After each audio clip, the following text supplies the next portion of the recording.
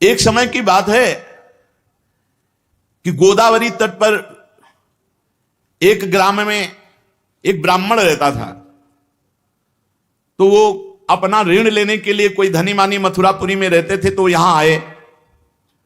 वो अपना कार्य पूरा करके जब घर को लौट रहे थे तो रास्ते में गिरिराज गोवर्धन जी मिले। तो ऐसा सुंदर पत्थर का टुकड़ा ऐसे देख करके उनको लगा कि साथ ले जाना चाहिए।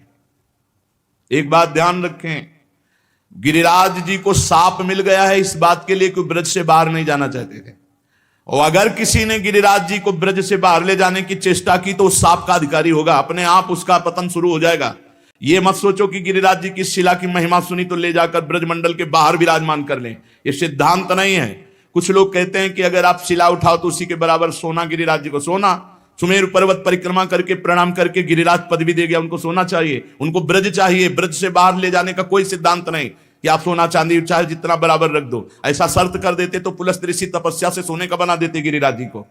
गिरिराज जी की शिला को ब्रजमंडल से बाहर ले जाना घोर अपराध है। ये तुम्हारी भक्ति का बाधन होगा, साधक नहीं होगा। ये मत सोचना कि हम गिरिराज जी की शिला उठाएं, इतनी महिमा सुनी तो बाहर ले जाएं।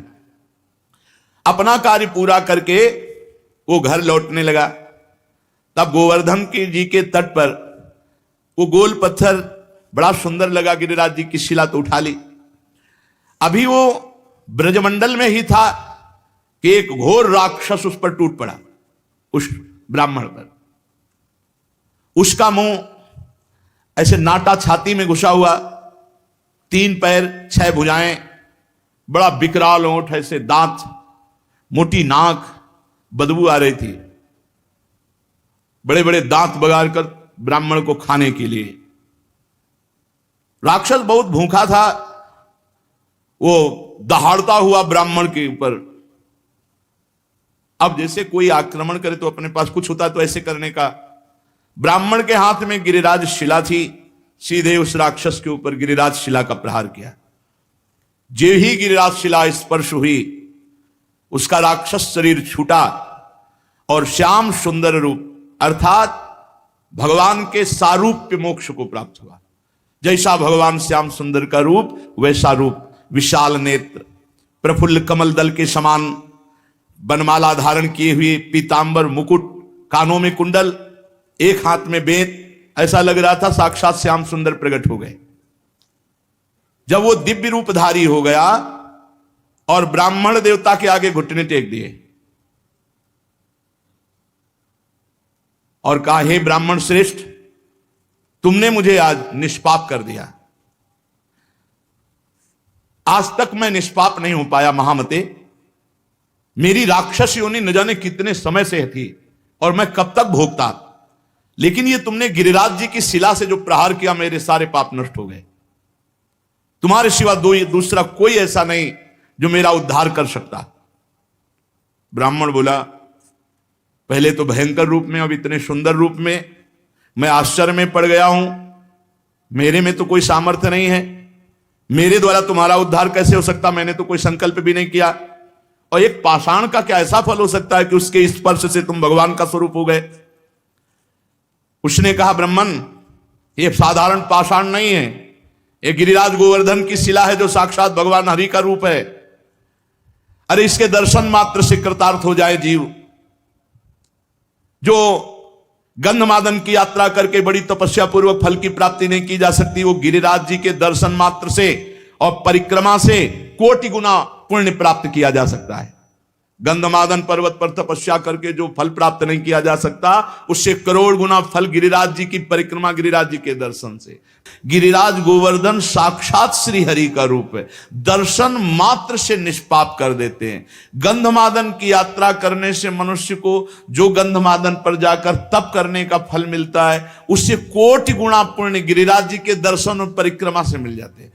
अब देख लो, राक्षस था, गिरिराज जी के स्पर्श से श्याम सुंदर रूप हो गया। उस जो भगवत स्वरूप बना हुआ है, वो बोला, मलयाचल पर एक भार स्वर्ण का दान करने से जिस पुण्य फल की प्राप्ति होती है, गिरिराज महाराज में एक बार लौट जाने से उस फल की प्राप्ति होती है। रज में लौट गए, इस सुख को कौन जाने। वृंदावन के गुणन सुन हित सो रज में लौट, जय सुख को पूजत नहीं मुक्ति आदि सतकोट। ये यहां का लाभ है। अरे भाई रज में लौटो, आचमन करो, बैठ के भजन करो, कीर्तन करो। जो मंगल प्रस्थ पर्वत पर ब्राह्मणों से वेद पाठ करवा करके उनको दक्षिणा दे, भगवान विष्णु के शास्त्र नाम का पाठ करवावे, वो जो फल प्राप्त होता है वो गिरिराज जी की तलहटी में बैठ के थोड़ी देर नाम कीर्तन करने से प्राप्त हो जाता है।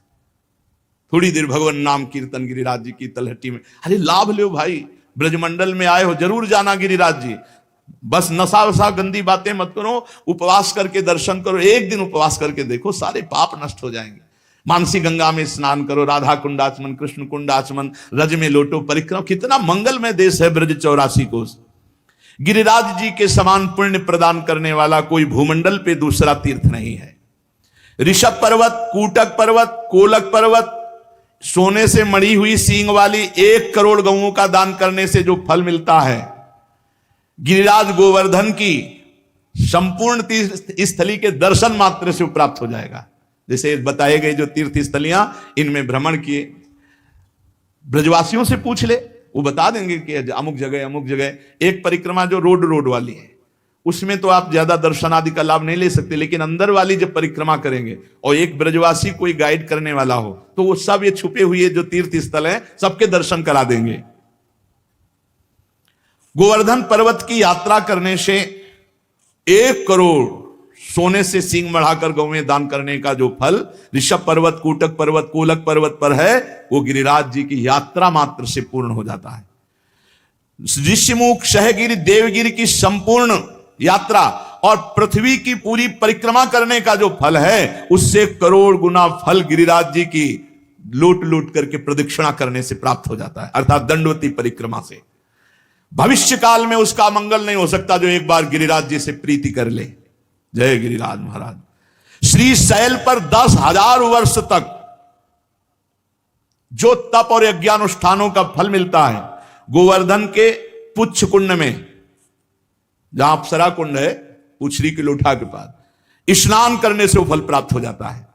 जो गोवर्धन पर्वत पर उत्तम ब्रजवासी ब्राह्मणों को पवाकर दान देता है, वह स्वर्ग चाहे तो स्वर्ग, भगवान के वैकुंठ धाम को चाहे तो वैकुंठ धाम की प्राप्ति होती है। धन होए ना तो ये लाभ लेना चाहिए।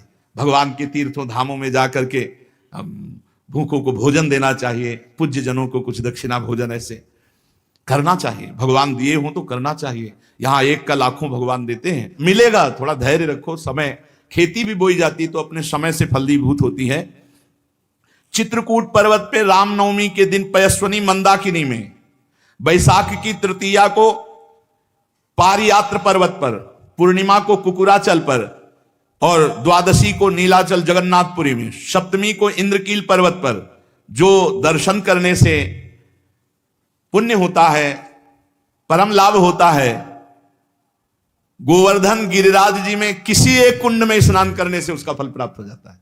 किसी एक कुंड पर बड़ा योग लिखे हुए हैं कि जैसे बृहस्पति के सिंह राशि पर स्थित होने पर गोदावरी में, कुंभ राशि पर हरिद्वार में, पुण्य नक्षत्र पुष्कर में, सूर्य ग्रहण कुरुक्षेत्र, चंद्र ग्रहण काशी में, एकादशी के दिन शुकर तीर्थ में, कार्तिक पूर्णिमा को गढ़मुक्तेश्वर में, जन्माष्टमी के दिन मथुरा जेल में, द्वादशी के दिन खांडोवन में, कार्तिक पूर्णिमा को वेंकटेश्वर नामक महावट, मकर संक्रांति तीर्थराज प्रयाग में, वैधृति योग बृहस्पति, रामनवमी के दिन अयोध्या में। ये जो यात्रा करने पर फल प्राप्त होता है, गिरिराज जी की शिला का जल से अभिषेक, दुग्ध से अभिषेक, गिरिराज जी की शिला का पूजन करने से वो सब फल प्राप्त हो जाता है। जो भगवान श्री कृष्ण में मन लगाकर उद्धव कुंड, गोविंद कुंड, इसमें स्नान करता है, श्री कृष्ण के सारूप्य पद को प्राप्त होता है। हमारे गोवर्धन पर्वत पर जो मानसी गंगा है, बहुत पवित्र है। मानसी गंगा बहुत पवित्र, अनुभव की बात कह रहा हूं। तभी बार बार हम जब गिरिराज जी की बात करेंगे तो मानसी गंगा की बात करेंगे। सैकड़ों राजसूय यज्ञ करने वाला उतना पवित्र नहीं हो सकता जितना मानसी गंगा में स्नान करने से गिरिराज जी का दर्शन स्पर्श महान पुण्यात्मा को प्राप्त होता है। यदि आपको विश्वास ना हो तो देखो, मैं महापापी हूं। गोवर्धन की शिला स्पर्श मात्र से मैंने भगवान श्री कृष्ण के स्वरूप को प्राप्त कर लिया। उस भगवत स्वरूप की बात सुनकर के ब्राह्मण को बड़ा विस्मय हुआ, गिरिराज जी के प्रभाव को जानकर बार बार पुलकित हुआ। फिर ब्राह्मण ने पूछा, इस समय तुम दिव्य रूप में हो, पहले तो मुझे राक्षस रूप में दिखाई दिए। तो सिद्ध ने कहा, मैं पूर्व जन्म में एक धनी वैश्य था, समर्थ था, खूब धन संपत्ति हमारे पास थी, रूपवान था। तो मैं दूसरी स्त्रियों के साथ व्यभिचार करना, जुआ खेलना, मदिरा पीना, आगे चल करके वैश्यागमन करना और मदिरा में उन्मत्त होकर हिंसा करना, माता पिता पत्नी सबको मारना फटकारना। एक दिन मैंने ऊब करके अपने मां बाप को जहर देकर मार डाला और पत्नी की तलवार से काटकर हत्या कर दी और स्वच्छंद रूप से फिर वैश्यागमन आदि अपराध करता रहा। लूटपाट का काम करने लगा क्योंकि धन की आवश्यकता थी। एक दिन मैं बहुत स्वर्ण के आभूषण लूट कर लाया तो वैश्या ने मुझे जहर खवाया, गले में फांसी लगाई और मौत के घाट उतार कर कुएं में फेंक दिया। गंदे आचरण वाले की गंदी ही गति होती है। अब मैं महापातकी यमदूतों के मुदगरों से पीट पीट कर बांध कर नरक ले जाया गया, कुंभी पाक नरक में डाला गया। एक मनवंतर तक नरक भोगने के बाद मुझे तप्त सूर्मी नामक नरक में डाला गया। ऐसे मैं न जाने कितने नरकों को भोग कर फिर राक्षस बना। भारतवर्ष में कर्म वासना के अनुसार मेरा राक्षस योनि प्रकट हुई। कितने नरक भोगने के बाद, बहुत होश में, हर कर्म बिना दंड दिए नहीं जाएगा। 10,000 वर्ष से मैं भूखा तड़प रहा हूं, मारा मारा घूम रहा हूं 10,000 वर्ष से। यमुना के सुंदर तट पर आज मुझे उद्धार का अवसर मिला। आपने जो गिरिराज जी की शिला मुझे मारी, उससे मैं भगवत स्वरूप हो गया। आज ब्रजभूमि को मैं बार बार नमस्कार करता हूं, जिस ब्रजभूमि में मैं भूखा तड़पता पापी तुम्हें खाने के लिए, लेकिन तुम्हारे द्वारा गिरिराज जी के स्पर्श से साक्षात श्री कृष्ण स्वरूप हो गया हूं। इस प्रकार वार्ता हो ही रही थी कि भगवत धाम से एक विमान उतरा जो सहस्त्रों सूर्यों के समान तेजस्वी था। 10,000 घोड़े जुते हुए थे और महान ध्वनि हो रही थी। उसमें भगवत पार्षद आए और ब्राह्मण के देखते देखते उस सिद्ध को, जो राक्षस था अब भगवत स्वरूप हो गया था, विमान में बैठाला और भगवान के धाम को ले गए। निकुंज विलासी श्री प्रिया प्रीतम की पावन प्रेम स्थली, क्रीड़ा स्थली है। श्री गिरिराज महाराज, नंदगांव, बरसाना, ये सब महान महान तीर्थराज। प्रयाग भी यहां आकर अपने पापों का प्रायश्चित करते हैं। जो तीर्थों से पाप इकट्ठा करते हैं उनको यहां भस्म करते हैं आकर। इसलिए हम सब सौभाग्यशाली जो हमें ब्रजभूमि में आने को मिला, वास मिला। अब हम अपने जीवन को ऐसी एक धारा में देखो, जो कर्म करोगे उसका आपको फल भोगना पड़ेगा। चरित्र सुन करके भयभीत होना चाहिए और भगवान की शरण में जाना चाहिए और वो उपाय करना चाहिए जिससे हम निष्पाप हो जाएं, हमें दंड भोगने को ना मिले। हमें कम से कम अगला जन्म मिले तो सुअर कुत्ता का ना मिले, फिर मनुष्य जन्म मिले और हम साधना करके भगवान की प्राप्ति करें। मनुष्य जीवन बड़ा दुर्लभ है। दुख की निवृत्ति के लिए कोई भ्रमित मत होना, बार बार आपसे कह रहे हैं। जब तक आप स्वयं अनुष्ठान नहीं करेंगे, स्वयं भजन नहीं करेंगे, तब तक आपके दुख को कोई मिटा नहीं सकता, नहीं मिटा सकता। का हिमवंत मुनीस सुन जो कुछ लिखा लीला, देव धनुज नर नाग मुनि कौन मेटनहार। बेकार का इधर उधर मत फंसो, स्वयं सत्संग सुनो, विवेक के द्वारा अच्छे आचरण करो, नाम कीर्तन करो, भगवान की चर्चा कहो, भगवान की चर्चा सुनो और दूसरे में भगवत भाव करके उनका मंगल सोचो। दूसरों का मंगल सोचने वाला स्वयं मंगलमय हो जाता है और दूसरों का मंगल करने वाला स्वयं अमंगल रूप हो। देखो राक्षस रूप हो गया, माता पिता को मारा, पत्नी को मारा तो घोर राक्षस बने। और मरे कैसे? जहर खवा के गला घोंट के अंधे कुएं में फेंक दिए गए और हजारों वर्ष, मनवंतर को मतलब तो बहुत होता है, ऐसे नरकों को भोग कर फिर राक्षस बने। हम लोग ब्रजमंडल में आए, सत्संग सुने।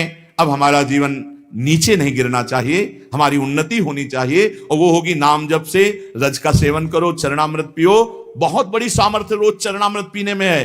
अकाल मृत्यु हरणम सर्वव्याधि विनाशनम श्री कृष्ण पादोदकम पीत्वा पुनर्जन्म न विद्यते। खूब चरणामृत पान करके नाम जप करते हुए जीवन सार्थक कर लें। शेष